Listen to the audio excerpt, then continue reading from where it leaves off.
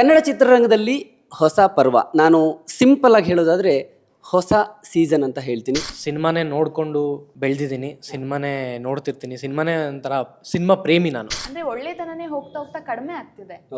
ಬರೀ ಫೇಕ್ ಆಗಿ ನಡ್ಕೊಳ್ಳೋದು ಅಥವಾ ಒಂದು ಚೀಟಿಂಗು ಇದೇ ಹೆಚ್ಚು ಆಗ್ತಿದೆ ಪರ್ಸೆಂಟೇಜ್ ವೈಸ್, ಕಡಿಮೆ ಅಂತೂ ಆಗ್ತಿಲ್ಲ. ಇದು 3 ಡಿಫ್ರೆಂಟ್ ಏಜ್ ಲುಕ್ಸ್ ಅಲ್ಲಿ ಕಾಣಿಸ್ಕೋಬೇಕಾಗತ್ತೆ. ನಾನು ಇದರಲ್ಲಿ 2 ಲುಕ್ಸ್ ಇದೆ. ಈ ಕಂಟೆಂಟ್ ಅಲ್ಲಿ ಒಂದು ಸ್ಪೇಸ್ ಇದೆ ನನಗೆ, ಆ ತೋರಿಸ್ಕೊಳ್ಳೋಂಥ ಸ್ಪೇಸ್ ಇರೋದ್ರಿಂದ ನಾನು ಕಷ್ಟಪಟ್ಟು ಸಣ್ಣ ಆದೆ. ಬಟ್ ಸ್ಕ್ರೀನ್ ಮೇಲೆ ನೋಡಿದಾಗ ಇನ್ಸ್ಪೈರ್ ಆಗಿದ್ದು ನಾಗಾರ್ಜುನ ಸರ್ ಇಂದಾನೆ ಸರ್. ನನಗೆ ಈ ಫಿಲಮ್ ಬರಬೇಕು, ಈ ಇದಕ್ಕೆ ಬರಬೇಕು, ಮಾಡಬೇಕು ಅನ್ನೋದು ಅವರಿಂದನೇ ನನಗೆ ಸ್ಟಾರ್ಟ್ ಆಗಿದೆ. ಅವರ ನಟನಾ ಬಗ್ಗೆ ಬಹಳಷ್ಟು ಎಲ್ಲರೂ ಈಗ ಕೇಳ್ತಿದ್ದಾರೆ. ಅದು ಮುಗಿಸ್ಕೊಂಡ್ ಬರ್ತಾ ಬರ್ತಾ ನಿಮ್ಗೆ ಏನೋ ಒಂದು ಸಹಜತನ, ಎಷ್ಟು ಸಾಧ್ಯನೋ ಅಷ್ಟು ರಿಯಲಿಸ್ಟಿಕ್ ಆಗಿರೋಣ, ಎಷ್ಟು ಸಾಧ್ಯನೋ ಅಷ್ಟು ನ್ಯಾಚುರಲ್ ಆಗಿರೋಣ. ಇಡೀ ಸಿನಿಮಾ ಜರ್ನಿಯಲ್ಲಿ ನನಗೆ ಸಾಂಗ್ ಶೂಟ್ ಬಹಳ ಕಷ್ಟ ಆಯ್ತು. ಸೆಕೆಂಡ್ ಡೇ ನೈಟ್ ಅಂತೂ ನನಗೆ ಫುಲ್ ನಮ್ಮ ಸೆಟ್ಟಲ್ಲಿ ಎಲ್ಲರೂ ಕನಿಕರನೇ ಬಂದ್ಬಿಟ್ಟಿತ್ತು. ಫುಲ್ಲು ಕಣ್ಣೆಲ್ಲ ಕೆಂಪಗಾಗ್ಬಿಟ್ಟಿದೆ, ಸಸ್ಟೈನ್ ಮಾಡ್ಲಿಕ್ಕೆ ಆಗ್ತಿಲ್ಲ ಎನರ್ಜಿ. ಸರ್ ಮೊದಲಿಗೆ 3 ಜನ ಹೀರೋಯಿನ್ಸ್ ಇದ್ದಾರೆ ನಿಜ, ಬಟ್ 3 ಜನ ಹೀರೋಯಿನ್ಸ್ ಜೊತೆ romance, complete out and out love story ಅಲ್ಲ ಇದು. ಅದು ನಿಮ್ದು ಸ್ಕಿನ್ ತುಂಬಾ ಚೆನ್ನಾಗಿದೆ, ಗ್ಲೋಯಿಂಗ್ ಸ್ಕಿನ್. ನನ್ಗೆ ಊಟನ ನಿದ್ದೆನಂದ್ರೆ ನಿದ್ದೆ ಅಂತೀನಿ. ಡಯಟ್, ಜಿಮ್ಮು ಇದೆಲ್ಲ ನಾನು ಏನೂ ಮಾಡಲ್ಲ, ಝೀರೋ. ಮನೇಲಿ ಏನ್ ಮಾಡ್ತಾರೆ ಅದನ್ನೇ ತಿಂತೀನಿ. ಡೈಲಿ ಮಾಧ್ಯಮ ಫಾಲೋ ಮಾಡಿ, ಮತ್ತೆ ಮತ್ತೆ ವಿಸಿಟ್ ಮಾಡ್ತೀರಿ.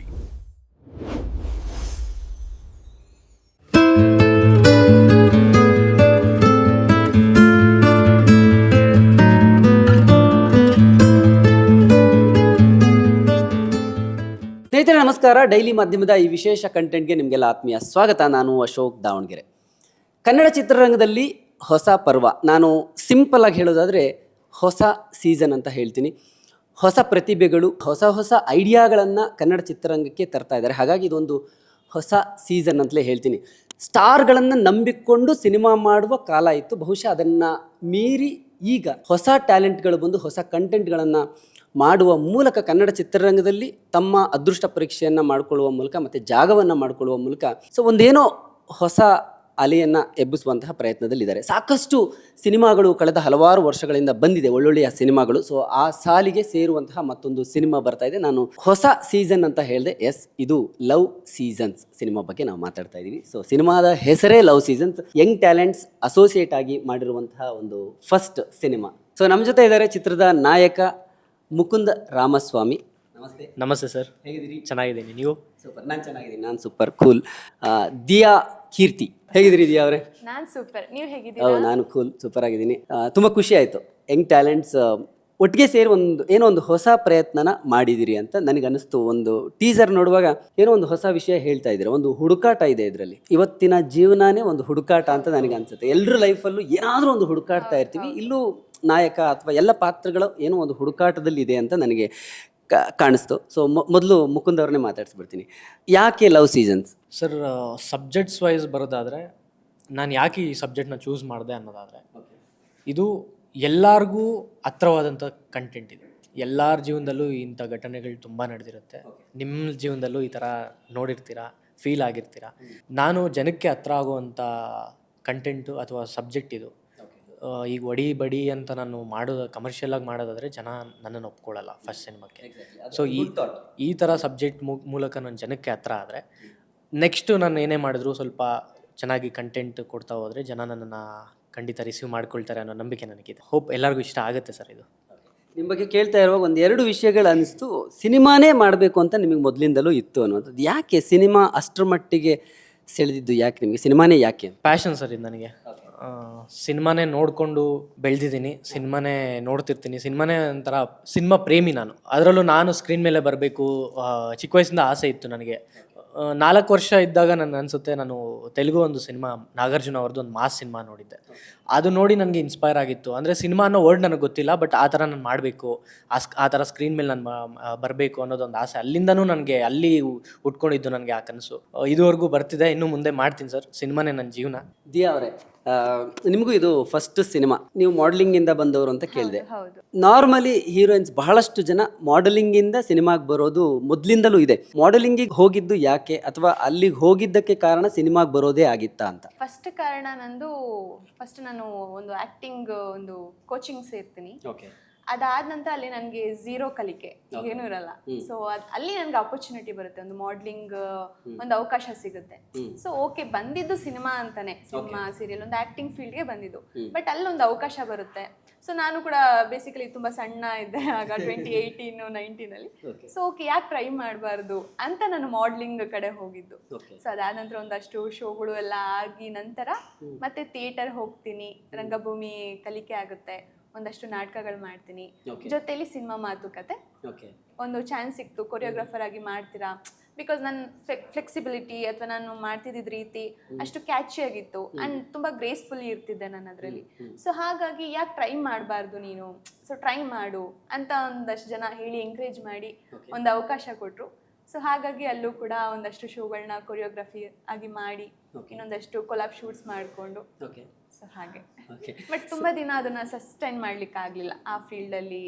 ಮತ್ತೆ ಈಗ ನನ್ನ ಪ್ಯಾಷನ್ ಇದ್ದಿದ್ದು ಆಕ್ಟಿಂಗ್, ಸೊ ಇದ್ರ ಕಡೆನೆ ಬರ್ಬೇಕಾದ್ರಿಂದ ಅದನ್ನ ಕಡಿಮೆ ಮಾಡಿದೆ. ಇವಾಗ ಖುಷಿ ಇದೆಯಾ? ಖಂಡಿತ.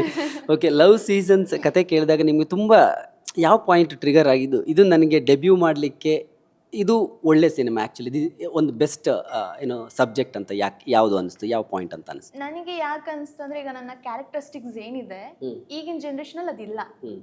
ಅಂಡ್ ಅದು ಆ್ಯಕ್ಚುಲಿ ಅದು ತುಂಬ ಸೆನ್ಸಿಟಿವ್. ಅದು ಆ್ಯಕ್ಚುಲಿ ನಮ್ಮ ಎಲ್ಲರ ಲೈಫ್ಗೂ ಬೇಕಾಗಿರೋ ಒಂದಷ್ಟು ಅಂಶಗಳಿದೆ ನನ್ನ ಪಾತ್ರಲ್ಲಿ. ಸೊ ಅದು ಇಲ್ಲದೆ ಇರೋ ಕಾರಣ ಯಾಕೆ ಮಾಡಬಾರ್ದು ಅಂದರೆ, ಒಳ್ಳೆತನನೇ ಹೋಗ್ತಾ ಹೋಗ್ತಾ ಕಡಿಮೆ ಆಗ್ತಿದೆ.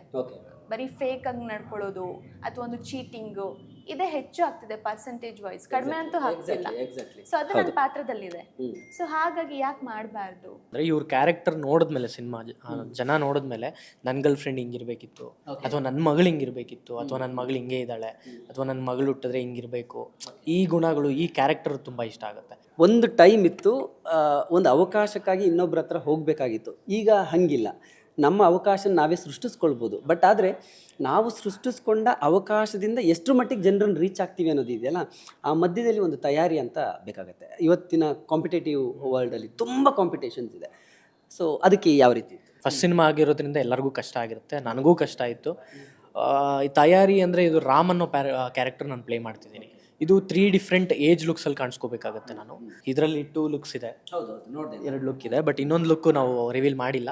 ಅದು 16 ವರ್ಷದ ಹುಡುಗನಾಗಿ ನಾನು ಕಾಣಿಸ್ಕೋಬೇಕಾಗತ್ತೆ. ನನ್ನ ಟಾರ್ಗೆಟ್ ಇದ್ದಿದ್ದು 10 kg ಸಣ್ಣ ಆಗೋಣ ಅಂತ 30 ಡೇಸಲ್ಲಿ. ಬಟ್ ಆಗಿದ್ದು 7 kg ಸಣ್ಣ ಆದೆ, 7 kg. ಬಟ್ ಒಂದು ಸ್ಯಾಟಿಸ್ಫ್ಯಾಕ್ಷನ್, ಕಷ್ಟಪಟ್ಟೆ, ದಿನ ಕಷ್ಟ ಆಗ್ತಿತ್ತು, ಏನಕ್ಕೆ ಮಾಡ್ಬೇಕು ನನಗೆ ಅಂತ ಆ ಮೈಂಡ್ ಸೆಟ್ಗೂ ಹೋಗ್ತಿದ್ದೆ. ದಿನಕ್ಕೆ 4-5 ಅವರ್ಸ್ ಇದು ಮಾಡ್ತಿದ್ದೆ, ವರ್ಕೌಟ್ ಮಾಡ್ತಿದ್ದೆ. ಅಂದರೆ ನನಗೆ ಅನಿಸ್ತಿತ್ತು, ಯಾಕೆ ಇಷ್ಟು ಕಷ್ಟಪಡ್ತಿದ್ದೀನಿ, ಏನಕ್ಕೆ ಪಡಬೇಕು ಅಂತ. ಬಟ್ ನನಗೆ ಮೋಟಿವ್ ಇದ್ದಿದ್ದು ನಾನು ಚೆನ್ನಾಗಿ ಕಾಣಿಸ್ಕೋಬೇಕು. ನನಗೆ ಈ ಸ್ಪೇಸ್ ಮಾಡಿಕೊಟ್ಟಿದ್ದಾರೆ, ಈ ಕಂಟೆಂಟಲ್ಲಿ ಒಂದು ಸ್ಪೇಸ್ ಇದೆ ನನಗೆ, ಆ ತೋರಿಸ್ಕೊಳ್ಳೋಂಥ ಸ್ಪೇಸ್ ಇರೋದ್ರಿಂದ ನಾನು ಕಷ್ಟಪಟ್ಟು ಸಣ್ಣ ಆದೆ. ಬಟ್ ಸ್ಕ್ರೀನ್ ಮೇಲೆ ನೋಡಿದಾಗ ತುಂಬಾ ಸ್ಯಾಟಿಸ್ಫ್ಯಾಕ್ಷನ್ ಆಯಿತು, ತುಂಬಾ ಚೆನ್ನಾಗಿ ಅನಿಸುತ್ತೆ ಸರ್. ವಯಸ್ಸಿಂದ ಯಾವ ಹೀರೋ ಸಿನಿಮಾಗಳನ್ನ ನೋಡಿದ್ರಿ, ತುಂಬ ನಿಮಗೆ ಗೊತ್ತಿಲ್ಲದೆ ನಿಮ್ಮನ್ನು ಇನ್ಸ್ಪೈರ್ ಮಾಡಿದವರು, ಅಥವಾ ನನಗೆ ಒಂಥರ ರೋಲ್ ಮಾಡೆಲ್ ಥರ ನನಗೆ ಅನ್ನೋ ಥರ? ಸರ್ ಆಬ್ವಿಯಸ್ಲಿ ನಮ್ಮ ಡಾಕ್ಟರ್ ರಾಜ್ಕುಮಾರ್ ಸರು. ನಾನು ಈ ಕಾಲದವನಾಗಿದ್ರು ತುಂಬ ಆ ಫೀಲ್ ಗುಡ್ ಸಿನಿಮಾಗಳು, ಹತ್ರ ಆಗುವಂಥ ಸಿನಿಮಾಗಳು, ಆ ಥರದ್ದು ತುಂಬ ನೋಡ್ತಿದ್ದೆ. ಇನ್ಸ್ಪೈರ್ ಆಗಿದ್ದು ನನಗೆ ಅವಾಗ ಏನೂ ನೆನಪಿಲ್ಲ ಸರ್, 4 ವರ್ಷ ನನಗೆ. ಇನ್ಸ್ಪೈರ್ ಆಗಿದ್ದು ನಾಗಾರ್ಜುನ ಸರ್ ಇಂದನೇ ಸರ್. ನನಗೆ ಈ ಫಿಲಮ್ ಬರಬೇಕು, ಈ ಇದಕ್ಕೆ ಬರಬೇಕು, ಮಾಡಬೇಕು ಅನ್ನೋದು ಅವರಿಂದನೇ ನನಗೆ ಸ್ಟಾರ್ಟ್ ಆಗಿದ್ದು ಸರ್. ಸೊ ದಿಯಾ ಅವರೇ, ನೀವು ಮೂಲತಃ ಚಿಕ್ಕಬಳ್ಳಾಪುರ ಅಲ್ವಾ? ಚಿಕ್ಕಬಳ್ಳಾಪುರದವರೇ. ನಮ್ಮ ಕನ್ನಡ ಇಂಡಸ್ಟ್ರಿಯಲ್ಲಿ ಹರಿಪ್ರಿಯಾ ಅವರು ಕೂಡ ಅಲ್ಲಿಯವರೇ. ಅಲ್ಲಿ ಹೇಗಿದೆ ನಿಮ್ಮ ಸಿನಿಮಾ ವಾತಾವರಣ? ಯಾಕೆ ಸಿನಿಮಾ ಕಡೆ ನೀವು ಬರೋದಕ್ಕೆ ಏನು ಮೇನ್ ಮೋಟಿವ್ ಅಂತ ಅನಿಸಿದ್ದು ನಿಮಗೆ? ಮೋಟಿವ್ ನನಗೆ ಸ್ಪೆಸಿಫಿಕ್ ಈ ಥರ ಒಂದು ಪಾಯಿಂಟ್ ಅಂತ ಇಲ್ಲ. ಸೊ ನನ್ನ ಅಕ್ಕ ಅಣ್ಣ ಅವರು ಎಜುಕೇಶನ್ಲಿ ತುಂಬಾ ಪಂಟ್ರು ಅವರು. ನನ್ಗೂ ಅವ್ರಿಗೂ ತುಂಬಾ ಏಜ್ ಡಿಫ್ರೆನ್ಸ್ ಇದೆ ನನ್ನ ಅಕ್ಕ ಅಣ್ಣಗೆ. ಸೊ ನಾನು ಚಿಕ್ಕವಳಾಗಿರ್ಬೇಕಾದ್ರೆ ಅವ್ರು ಹೈಸ್ಕೂಲು PU ಹಾಗೆ. ಸೊ ಅವ್ರು ವಾಶ್ರೂಮ್ಗೆ ಹೋಗಿ ಬ್ರಷ್ ಮಾಡ್ತಿಲಿ, ಬುಕ್ ಇಟ್ಕೊಂಡೇ ಹೋಗೋರು, ಓದೋರು, ಅಷ್ಟು ಪಂಟ್ರ ಅವರು. ನನಗೆ ಅದೇ ಟ್ರಿಗರ್ ಆಗಿದ್ದು ಚಿಕ್ಕವಾಗಿಂದ, ಯಾಕೆ ಎಜುಕೇಶನ್ ಅಷ್ಟು ಇಂಪಾರ್ಟೆಂಟಾ? ಓಕೆ, ನಾನು ಏನಾದ್ರೂ ಆದ್ರೂ ಇವ್ರ ತರ ಎಜುಕೇಶನ್ ಬಿಟ್ಟು ಬೇರೆ ಫೀಲ್ಡ್ ನ ಚೂಸ್ ಮಾಡ್ಕೊಬೇಕು. ನನ್ನ ರಿಲೇಟಿವ್ಸ್ ಅಥವಾ ನನ್ನ ನೇಟಿವ್, ನಮ್ ಕಡೆಯವ್ರು ಯಾವ ಫೀಲ್ಡ್ ಹೋಗಿರಲ್ವಾ ಆ ಫೀಲ್ಡ್ ಅಲ್ಲಿ ನಾನು ಟ್ರೈ ಮಾಡ್ಬೇಕು ಅನ್ನೋದು ಚಿಕ್ಕವಾಗೆ ಅದೊಂದು ಅನ್ಕೊಂಡ್ಬಿಟ್ಟಿದೆ. ಬಟ್ ಸ್ಪೆಸಿಫಿಕ್ ಆಗಿ ಸಿನಿಮಾ ಫೀಲ್ಡ್ ಅದು ಅನ್ಕೊಂಡಿಲ್ಲ. ಅನ್ಕೊಂಡಿಲ್ಲ. ಹಾಂ, ಈ ಸಿನಿಮಾನೇ ನನಗೆ ಅದು ಗೊತ್ತಿಲ್ಲ, ಬೈ ಬ್ಲಡ್ ಮಮ್ಮಿಗೆ ಆಪರ್ಚುನಿಟಿ ಬಂದಿತ್ತು. ಅವರೊಂದು ಬೇಕಾದ್ರೆ ಓಕೆ, ಅವ್ರಿಗೊಂದು ತೆಲುಗು ಇಂಡಸ್ಟ್ರಿಯಿಂದ ಆಪರ್ಚುನಿಟಿ ಬಂದಿತ್ತು. ಬಟ್ ಕಾರಣಾಂತರಗಳಿಂದ ಅವ್ರು ಹೋಗಕ್ ಆಗ್ಲಿಲ್ಲ. ಅವ್ರಿಗದು ಕೊರಗಿತ್ತು, ಹೋಗ್ಲಿಲ್ಲ, ಹೋಗಿದ್ದೆ ಚೆನ್ನಾಗಿರ್ತಿತ್ತು ಅಂತ. ಅದು ಬೈ ಬ್ಲಡ್ ನನ್ಗೆ ಈ ಕಡೆ ಹೇಳಿತೋ ಮನ್ಸು ಗೊತ್ತಿಲ್ಲ. ಆಫ್ಟರ್ PU ಆದ ನಂತರ ಈ ಕಡೆಗೆ ಬಂದ್ರಿ. ಸೊ PU ಆದ್ಮೇಲೆ ಓದ್ಲಿಲ್ಲ ನೀವು? ಇಲ್ಲ, PUಗೆ ಅಗೈನ್ ಆಕ್ಟಿಂಗ್ ಕ್ಲಾಸಸ್ ಮತ್ತೆ ಥಿಯೇಟರ್ ಇನ್ ಮಾಡಲಿಂಗ್ ಮತ್ತೆ ಡಿಪ್ಲೊಮೊ ಇನ್ ಥಿಯೇಟರ್ ಮಾಡ್ಕೊಂಡೆ. ಸೊ ಕಂಪ್ಲೀಟ್ಲಿ ಈ ಕಡೆಗೆ ಬಂದ್ಬಿಟ್ಟೆ. ಮೈಸೂರು ನಟನದಲ್ಲಿ ಇದು ಮಾಡಿದ ಮಂಡ್ಯ. ಸೊ ಹೇಗಿತ್ತು ಅಲ್ಲಿ ಎಕ್ಸ್ಪೀರಿಯನ್ಸ್? ಯಾಕಂದ್ರೆ ಮಂಡ್ಯ ರಮೇಶ್ ಅವರು ಅವರ ನಟನಾ ಬಗ್ಗೆ ಬಹಳಷ್ಟು ಎಲ್ಲರೂ ಈಗ ಕೇಳ್ತಿದ್ದಾರೆ. ಅಲ್ಲಿ ಟ್ರೈನಿಂಗ್ ತುಂಬಾ ಪ್ರೊಫೆಷನಲ್ ಆಗಿರುತ್ತೆ. ಯಾವ ತರ ಇತ್ತು ಅಲ್ಲಿ? ಸರ್ ಗ್ರೇಟ್ ಎಕ್ಸ್ಪೀರಿಯನ್ಸ್ ನನಗಂತೂ. ಅಂದ್ರೆ ನೀವ್ ಏನ್ ಇರ್ತೀರಾ ಅದನ್ನ ಮುಗಿಸ್ಕೊಂಡ್ ಬರೋಷ್ಟ್ರಲ್ಲಿ ನೀವಾಗಿರೋದಿಲ್ಲ. ಅಂದ್ರೆ ನಿಮ್ ಕಂಪ್ಲೀಟ್ ಒಂದು ಡೌನ್ ಟು ಅರ್ಥ್ನೆಸ್ ಅಥವಾ ನೀವು ಸಹಜವಾಗಿ ನಡ್ಕೊಳ್ಳೋದು, ಅಂದ್ರೆ ಅದು ನಿಮ್ಗೆ ಗೊತ್ತಿಲ್ಲದೆ ಇನ್ಫ್ಲೂಯೆನ್ಸ್ ಆಗ್ಬಿಡುತ್ತೆ. ಅಲ್ಲಿರೋ ಒಂದು ವಾತಾವರಣ ಅಥವಾ ಅಲ್ಲಿನ ಒಂದು ಕಲಿಕೆ, ನೀವೆಷ್ಟು ಐಫೈ ಆಗಿ ಫುಲ್ ಒಂದು ಸ್ಟೈಲಿಶ್ ಆಗಿ ಹೆಂಗಿರ್ತಿರೋ ಅದ್ ಮುಗಿಸ್ಕೊಂಡ್ ಬರ್ತಾ ನಿಮ್ಗೆ ಏನೋ ಒಂದು ಸಹಜತನ, ಎಷ್ಟು ಸಾಧ್ಯನೋ ಅಷ್ಟು ರಿಯಲಿಸ್ಟಿಕ್ ಆಗಿರೋಣ, ಎಷ್ಟು ಸಾಧ್ಯನೋ ಅಷ್ಟು ನ್ಯಾಚುರಲ್ ಆಗಿರೋಣ, ಸಹಜವಾಗಿರೋದನ್ನ ಕಳಿಸ್ಬಿಡುತ್ತೆ. ಲಿಟ್ರಲಿ. ಮತ್ತೆ ಇನ್ನೊಂದು ಏನಂದ್ರೆ ಒಂದು ಗೊತ್ತಿಲ್ಲದೆ ಇರೋ ಒಂದು ಕಾನ್ಫಿಡೆನ್ಸ್ ಬೂಸ್ಟ್ ಆಗುತ್ತೆ. ನನಗೆ ಅದರಿಂದ ಪ್ರಯೋಜನ ಆಗಿದ್ದಿದೆ. ಅಂಡ್ ಎಕ್ಸ್ಪೀರಿಯನ್ಸ್ ಅಂತೂ ಹೇಳೋಂಗೆ ಇಲ್ಲ. ಅಷ್ಟು ಅಲ್ಲಿ ಮೇಘ ಸಮೀರಾ ಅಂತಿದ್ದಾರೆ ನಮ್ಮ ಪ್ರಿನ್ಸಿಪಲ್, ವಂಡರ್ಫುಲ್ ಪರ್ಸನ್ ಅವರಂತೂ, ಸಚ್ ಎ ಬ್ಯೂಟಿಫುಲ್. ಮತ್ತೆ ಅವರ ಮಗಳು ದಿಶಾ ರಮೇಶ್ ಅವರಾಗಿರ್ಬೋದು, ತುಂಬಾ ಚಂದ ಹಾಡು ಹಾಡ್ತಾರೆ ಅವರು. ಮತ್ತೆ ಮಂಡ್ಯ ರಮೇಶ್ ಅವರು ಅಷ್ಟೇ. Totally complete full of package ಅಂತಾನೆ ಹೇಳ್ಬೋದು. ಸೊ ಲವ್ ಸೀಸನ್ಸ್ ಒಂದು 2024 ಅಲ್ಲಿ ಶುರುವಾಗಿದ್ದು ಅಂತ ಕೇಳಿದೆ. ಆಲ್ಮೋಸ್ಟ್ ಒಂದು 2 years ಜರ್ನಿನ ಇದು? 2 years ಜರ್ನಿ. ಅಂದರೆ ಅದಕ್ಕೂ ಮುಂಚೆ ಶೂಟಿಂಗ್ ಸ್ಟಾರ್ಟ್ ಆಗಿದ್ದು 2024 ಅಲ್ಲಿ. ಬಟ್ ಅದಕ್ಕೂ ಮುಂಚೆ ಒಂದು 2 years ನಾವು ಸ್ಕ್ರಿಪ್ಟ್ ಪ್ರೀ ಪ್ರೊಡಕ್ಷನ್ ಹಂತದಲ್ಲಿ ಹೆಚ್ಚು ಕೆಲಸ ಮಾಡಿ ಬಂದಿದ್ದೀವಿ ಸರ್. ಯಾಕಂದರೆ ಹೊಸಬ್ರಾಗಿರೋದ್ರಿಂದ ಒಂದ್ಸಲಿ ಸ್ಟಾರ್ಟ್ ಆದರೆ ಶೂಟಿಂಗ್ ಕಂಪ್ಲೀಟ್ ಆಗಬೇಕು. ಅದಕ್ಕೆ ಏನೇನು ತಯಾರಿ ಮಾಡ್ಕೋಬೇಕು ನಾವು, ಯಾಕಂದರೆ ನಮಗೆ ಬ್ಯಾಕಪ್ ಯಾರೂ ಇಲ್ಲ. ಅಂದರೆ ಹಿಂಗೆ ಮಾಡಿ ಹಂಗೆ ಮಾಡಿ ಅನ್ನೋರು ಇಲ್ಲ, ಅಥವಾ ಸಪೋರ್ಟ್ ಮಾಡೋರು ಯಾರೂ ಇಲ್ಲ. ಸೊ ನಾವೇ ಒಂದು ಟೀಮಾಗಿ ಮಾಡ್ತಿರೋದ್ರಿಂದ ಒಂದ್ಸಲಿ ಸ್ಟಾರ್ಟ್ ಆದರೆ ಎಂಡ್ವರೆಗೂ ನಿಲ್ಲಿಸಬಾರ್ದು. ಸೊ ಅದಕ್ಕೆ ಏನೇನು ತಯಾರಿ ಮಾಡ್ಕೋಬೇಕು, ಎಷ್ಟು ದಿನದಲ್ಲಿ ಶೂಟಿಂಗ್ ಮಾಡ್ಕೋಬೇಕು. 27 days ಮುಗಿಸಿದ್ವಿ shooting. Over all 2.5 hours cinema ಇದೆ. ಸೊ ಇದು ಇಬ್ಬರಿಗೂ ಪ್ರಶ್ನೆ, ಯಾವುದು ತುಂಬ ಚಾಲೆಂಜಿಂಗ್ ಪಾರ್ಟ್ ಅಂತ ಅನಿಸಿದೆ? ಯಾಕಂದರೆ ಡೆಬ್ಯೂ ಮಾಡುವಾಗ of course first time camera face ಮಾಡಿರ್ತೀರಿ, ಅಂದರೆ ಸಿನಿಮಾ ಕ್ಯಾಮ್ರಾನ. ಬೇರೆ ಕ್ಯಾಮ್ರಾ ಫೇಸ್ ಮಾಡಿರ್ಬೋದು, ಸಿನಿಮಾ ಕ್ಯಾಮ್ರಾನ ಫಸ್ಟು ಫೇಸ್ ಮಾಡಿರ್ತೀರಿ. ಅಲ್ಲಿ ಒಂದು ಸೌಂಡು, ರೋಲ್, ಕ್ಯಾಮ್ರಾ, ಆ್ಯಕ್ಷನ್, ಆ ಒಂದು ಸೆಟಪ್ಪೇ ಬೇರೆ ಇರುತ್ತೆ. ಸರ್ ಅದೇ ಸಣ್ಣ ಆಗಿ ಮಾಡಿದ್ನಲ್ಲ, ಅದು ಸ್ವಲ್ಪ ಎಕ್ಸೈಟಿಂಗ್ ಆಗಿತ್ತು. ಅಂದರೆ ಡಿಫ್ರೆಂಟಾಗಿ ಏನೋ ಮಾಡ್ತಿದ್ದೀನಿ, ನನ್ನನ್ನು ನಾನು ಸಣ್ಣ ಮಾಡಿಕೊಂಡು ಒಂದು ಡಿಫ್ರೆಂಟ್ ವೇಯಲ್ಲಿ ತೋರಿಸ್ಕೊಳ್ತಿದ್ದೀನಿ ಅನ್ನೋದಿತ್ತು. ಬಟ್ ಅದಕ್ಕೆ ತುಂಬಾ ಶ್ರಮ ಪಡಬೇಕಿತ್ತು. ಸೊ ಅದು ನನಗೆ ತುಂಬಾ ಕಷ್ಟ ಆಯಿತು. ಬಟ್ ಸ್ಕ್ರೀನ್ ಮೇಲೆ ನೋಡಿದಾಗ ಖುಷಿ ಆಗ್ತಿದೆ ಸರ್, ಖುಷಿ ಆಗ್ತಿದೆ. ನಿಮಗೆ ದಿಯಾ ಅವರೇ? ನನಗೆ ಕಂಪ್ಲೀಟ್ ಇಡೀ ಸಿನಿಮಾ ಜರ್ನಿಯಲ್ಲಿ ನನಗೆ ಸಾಂಗ್ ಶೂಟ್ ಬಹಳ ಕಷ್ಟ ಆಯಿತು. ಹೌದಾ? ಯಾಕೆ? ತುಂಬ. ನಾನು ಅಷ್ಟೇ, ಮತ್ತೆ ಮುಕುಂದ್ ಅವರು ಅಷ್ಟೇ. ಆಲ್ಮೋಸ್ಟ್ 2 days ಕಂಟಿನ್ಯೂಸ್ಲಿ ಮಾಡಿದ್ದು ನಾವು. 40 hours ಕಂಟಿನ್ಯೂಸ್ಲಿ ಮಾಡಿದ್ದೀವಿ ನಾವು. ನಮಗೆ 2 days ಅಲ್ಲಿ ಮಲ್ಗಕ್ಕೆ ಸಾಧ್ಯ ಆಗಿದ್ದು 3 to 4 hours ಅಷ್ಟೇ ನಮಗೆ. ಬಿಟ್ರೆ ಫಸ್ಟ್ ಡೇ 5:30 ನಾವು ಲೊಕೇಶನ್ಗೆ ಹೋದರೆ ಪ್ಯಾಕಪ್ ಆಗಿದ್ದು 12:31. ಎಗೇನ್ ಸೇಮ್ ನೆಕ್ಸ್ಟ್ ಡೇ 5:30ಗೆ ನಾವು ಲೊಕೇಶನ್, ಎಗೇನ್ ಪ್ಯಾಕಪ್ ಆಗಿದ್ದು 12:31. ಸೊ ಹೆಂಗೆ ಆಗ್ಬಿಟ್ಟಿತ್ತು ಅಂದರೆ ನನಗೆ ಅದಾದ ನಂತರ 4 days ನನಗೆ ಹುಷಾರೇ ಇಲ್ಲ. ಆ್ಯಂಡ್ ಸೆಕೆಂಡ್ ಡೇ ನೈಟ್ ಅಂತೂ ನನಗೆ ಫುಲ್ ನಮ್ಮ ಸೆಟ್ಟಲ್ಲಿ ಎಲ್ಲರೂ ಕನಿಕರನೇ ಬಂದ್ಬಿಟ್ಟಿತ್ತು. ಫುಲ್ಲು ಕಣ್ಣೆಲ್ಲ ಕೆಂಪಗಾಗ್ಬಿಟ್ಟಿದೆ, ಸಸ್ಟೈನ್ ಮಾಡ್ಲಿಕ್ಕೆ ಆಗ್ತಿಲ್ಲ ಎನರ್ಜಿ. ತುಂಬ ಕಷ್ಟ ಆಗಿದ್ದಂದ್ರೆ ನನಗೆ ಸಾಂಗ್ ಶೂಟ್ ಅಂದರೆ ರಿಪೀಟ್ ಇರುತ್ತೆ. ಅಂದರೆ ನನ್ನ ಹೇರ್ಸ್ ಬೇರೆ ತುಂಬ ಲೆಂತ್ ಇತ್ತಾಗ, ಮತ್ತೆ ಕಾಸ್ಟ್ಯೂಮ್ ಈಗ ಮಾರ್ನಿಂಗ್ ಹಾಕಿದ್ದು ಮತ್ತೆ ನೈಟ್ ಹಾಕಬೇಕಿತ್ತು, ಮತ್ತೆ ಆಫ್ಟರ್ನೂನ್ 12ಗೆ ಹಾಕಿರೋದು ಒಂದು ಕಾಸ್ಟ್ಯೂಮ್ ಆದ ನಂತರ ಮತ್ತೆ ಹಾಕಬೇಕಿತ್ತು. ಹುಡುಗಿರ್ದಂದ್ರೆ ಸ್ವಲ್ಪ ಹೆಚ್ಚಿರುತ್ತೆ, ಸಮಯ ಜಾಸ್ತಿ. ಹೌದು, ಜಾಸ್ತಿ ಸಮಯ. ಹೇರ್ ಸ್ಟೈಲ್ ಕೂಡ ಮತ್ತೆ ಅದು ಏನು ಬಿಫೋರ್ ನಾವು ಹೇಗೆ ಹಾಕಿರ್ತೀವಿ ಅದೇ ತರ ಮ್ಯಾಚ್ ಮಾಡಬೇಕು, ತೆಗಿಬೇಕು, ಮತ್ತೆ ಹಾಕ್ಬೇಕು. ತುಂಬಾ ಹೆಕ್ಟಿಕ್ ಅನ್ಸಿದೆ ನನಗೆ ಮಳೆಯಾಗೋ ಮೊದಲೇ ಸಾಂಗ್ ಶೂಟು.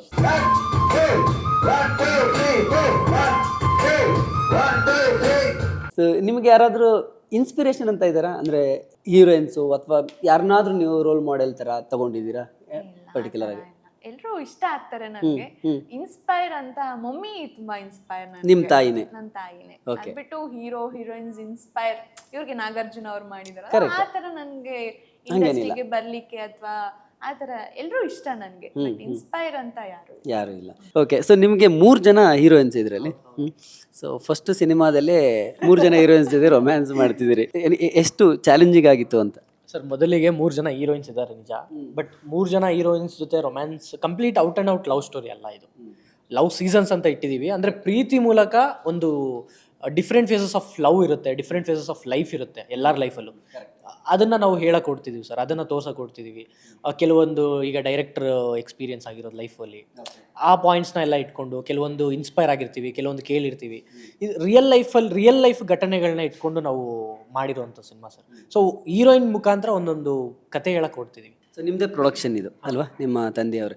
ಸೊ ಪ್ರೊಡಕ್ಷನಲ್ಲಿ ನೀವೇನಾದರೂ ಇನ್ವಾಲ್ವ್ ಆಗಿದ್ರೆ?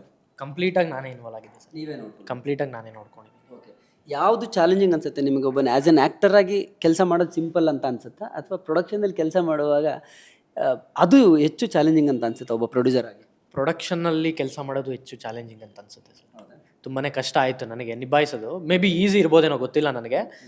ಆ್ಯಕ್ಟ್ ಮಾಡಿಕೊಂಡು ಅಟ್ ದ ಸೇಮ್ ಟೈಮ್ ಪ್ರೊಡಕ್ಷನ್ನ ಇದು ಮಾಡಿಕೊಂಡು ಬ್ಯಾಲೆನ್ಸ್ ಮಾಡೋದು ತುಂಬ ಕಷ್ಟ ಆಯಿತು ನನಗೆ ಈ ಶೂಟಿಂಗಲ್ಲಿ. ಯಾಕೆಂದರೆ ನಾವು ಸಣ್ಣ ಪುಟ್ಟ ದುಡ್ಡು ಉಳಿಸೋದಕ್ಕೆ ನಾವೇ ಮಾಡಿಬಿಡೋಣ ಅನ್ನೋ ಮೆಂಟಾಲಿಟಿ ನಮಗಿರುತ್ತೆ. ಯಾಕಂದರೆ ಕಡಿಮೆ ಬಜೆಟ್ ಇರುತ್ತೆ, ಫಸ್ಟ್ ಸಿನಿಮಾ ನಾವೇ ಮಾಡೋಣ ಅನ್ನೊಂದು ಮೆಂಟಾಲಿಟಿ ಇರುತ್ತೆ. ಬಟ್ ಮಾಡ್ತಾ ಮಾಡ್ತಾ ಗೊತ್ತಾಯಿತು ಯಾರಾದರೂ ಇದ್ದರೆ ಬೆಟರ್ ಅಂತ. ಏನಿದೆ ನಿಮ್ಮ ಗೋಲು ನೆಕ್ಸ್ಟ್ ಸಿನಿಮಾ ಇಂಡಸ್ಟ್ರಿಲಿ? ಸರ್ ನೆಕ್ಸ್ಟ್ ನನ್ಗೆ ಅಂದ್ರೆ ನಾನು ಯಾವತ್ತು ಪ್ರೀ ಪ್ಲಾನ್ಡ್ ಅಲ್ಲಿ ಇರೋದಿಲ್ಲ. ಓಕೆ, ಫ್ಲೋಲಿ ಏನ್ ಬರುತ್ತೆ ಅದನ್ನ ತಗೊಂಡು ಹೋಗ್ತಿರ್ತೀನಿ. ಬಿಕಾಸ್ ನಾವ್ ಎಕ್ಸ್ಪೆಕ್ಟ್ ಮಾಡಿದಾಗ ಸಿಗದಿದ್ದಾಗ ಹರ್ಟ್ ಆಗುತ್ತೆ.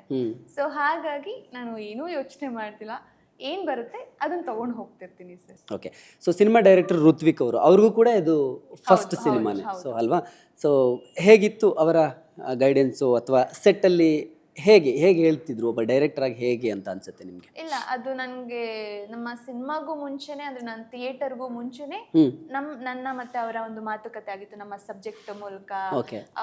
ಸೊ ಆಗ್ಲಿಂದ ನನ್ಗೊಂದು ಫ್ರೆಂಡ್ಲಿ ನೇಚರ್ ಇತ್ತು ಅವರೊಟ್ಟಿಗೆ. ಒಂದು ಆಸ್ ಎ ಡೈರೆಕ್ಟರ್ ಅಂತ ಅಲ್ಲದೆ ನಾನು ಅವರ ಒಂದು ಒಳ್ಳೆ ಸ್ನೇಹ ಇತ್ತು ನಮ್ಮ ಮಧ್ಯೆ, ಒಂದು ಫ್ರೆಂಡ್ಲಿ ನೇಚರ್ ಆಗಿದ್ರಿಂದ ನನಗೆಲ್ಲೂ ಅಷ್ಟು ಕಷ್ಟ ಅನ್ಸ್ಲಿಲ್ಲ ಅವ್ರನ್ನ ಫೇಸ್ ಮಾಡೋದು. ಬಟ್ ಏನೇ ಇದ್ರು ಒಂದು ಫ್ರೆಂಡ್ಲಿ ಆಗಿ ಸಜೆಸ್ಟ್ ಮಾಡೋರು, ಹಾಗೆ ಮಾಡ್ಬೋದಾ, ಹೀಗ್ ಮಾಡ್ಬೋದಾ, ಅದನ್ನ ನೋಡಿ ಈ ತರ ಪ್ರಯತ್ನ ಪಡಿ ಹೇಳ್ತಿದ್ರು, ಇನ್ಪುಟ್ಸ್ ಕೊಡ್ತಿದ್ರು, ನಾನು ಹಾಗೆ ತಗೊಳ್ತಿದ್ದೆ.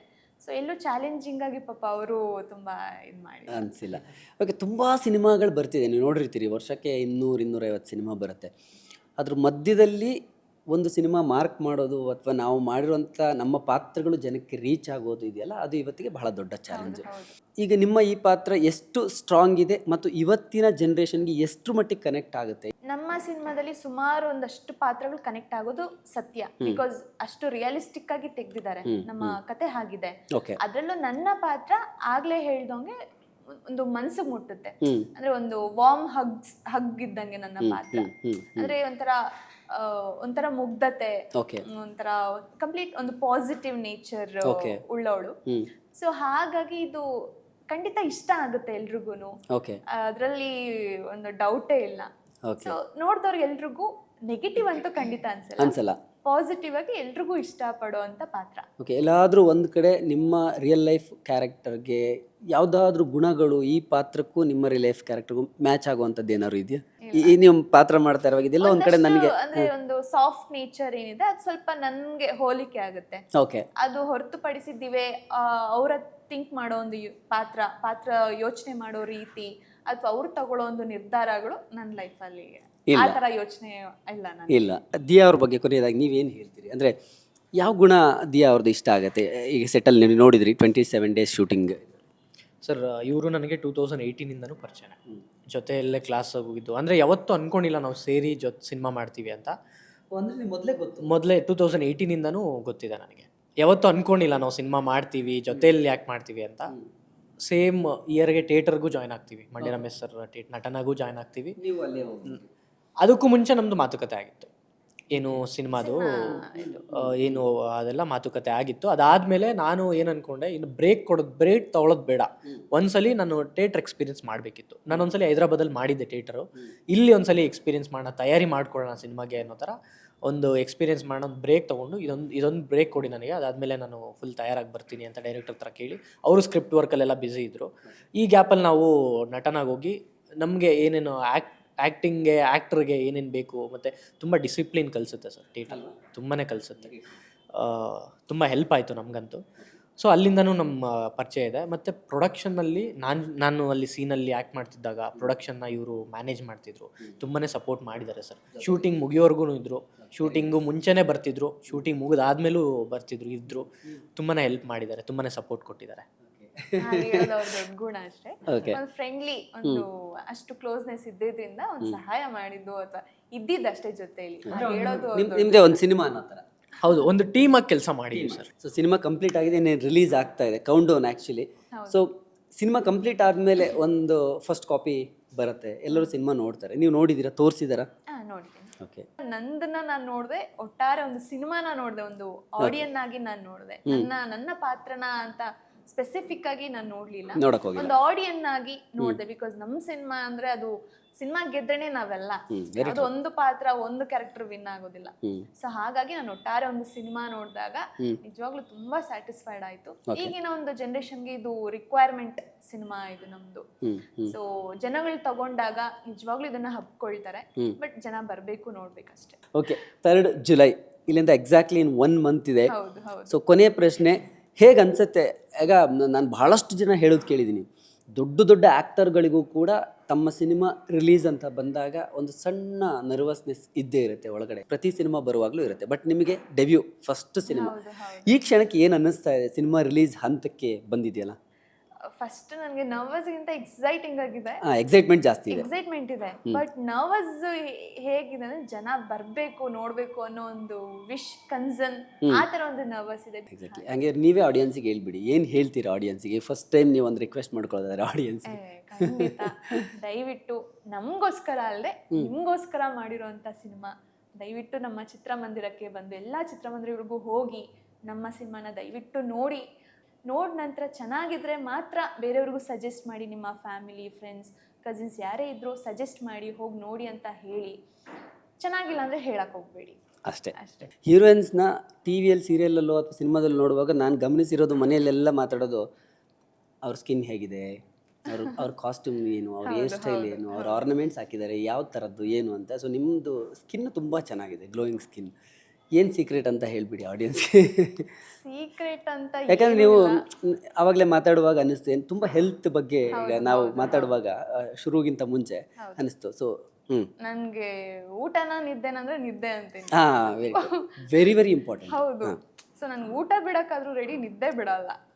ಸೊ ಆ ಥರ ಮೆಂಟಾಲಿಟಿ ನನಗೆ. ಆ್ಯಂಡ್ ಫುಡ್ ನಾನು ಅಂದರೆ ಡಯಟ್, ಜಿಮ್ಮು ಇದೆಲ್ಲ ನಾನು ಏನೂ ಮಾಡಲ್ಲ, ಝೀರೋ. ಸೊ ಮನೇಲಿ ಏನು ಮಾಡ್ತಾರೆ ಅದನ್ನೇ ತಿಂತೀನಿ. ಮತ್ತೆ ಜಂಕ್ ಫುಡ್ಡು, ಆಯಿಲ್ ಇದೆಲ್ಲ ತುಂಬ ಕಡಿಮೆ. Okay. Fruits, vegetables, healthy item ಏನೇ ಯಾವಾಗೇ ಸಿಕ್ಕರೂ ತಿಂತಾ ಇರ್ತೀನಿ. Very nice. ಡಯಟ್, ಜಿಮ್ಮು ಇದೆಲ್ಲ nothing. And face care, skin care ಏನೂ ಮಾಡಲ್ಲ. ಅದು ಗಾಡ್ ಗ್ರೇಸ್. ಹಾಯ್ ಎಲ್ರಿಗೂ ನಮಸ್ಕಾರ, ನಾನು ನಿಮ್ಮ ಅನುಷಾ ರೈ. ಸೊ ಇಲ್ಲಿ ನೋಡಿ, ಡೈಲಿ ಮಾಧ್ಯಮ ಈ ಒಂದು ಚಾನಲ್ನಲ್ಲಿ ನಿಮಗೆ ಎಂಟರ್ಟೈನ್ಮೆಂಟ್ ಎಲ್ಲ ವಿಷಯಗಳು ಸಿಗುತ್ತೆ. ಅದ್ರ ಜೊತೆಗೆ ನಿಮಗೆ ಗೊತ್ತಿಲ್ಲದೆ ಇರೋವಂಥ ಹೊಸ ಮಾಹಿತಿಗಳನ್ನು ಕೂಡ ಅವರು ಈ ಚಾನಲ್ನಲ್ಲಿ ಕೊಡ್ತಾ ಹೋಗ್ತಾರೆ. ನಿಮಗೆ ರಂಜಿಸೋದಕ್ಕೆ ಯಾವುದೇ ವಿಷಯದಲ್ಲೂ ಮೋಸ ಆಗಲ್ಲ. ದಯವಿಟ್ಟು ಡೈಲಿ ಮಾಧ್ಯಮ ಯೂಟ್ಯೂಬ್ ಚಾನಲ್ನ ಸಬ್ಸ್ಕ್ರೈಬ್ ಮಾಡಿ, ಸಪೋರ್ಟ್ ಮಾಡಿ ಅಂತ ನಾನು ಈ ಮೂಲಕ ಕೇಳ್ಕೊಳ್ತೀನಿ.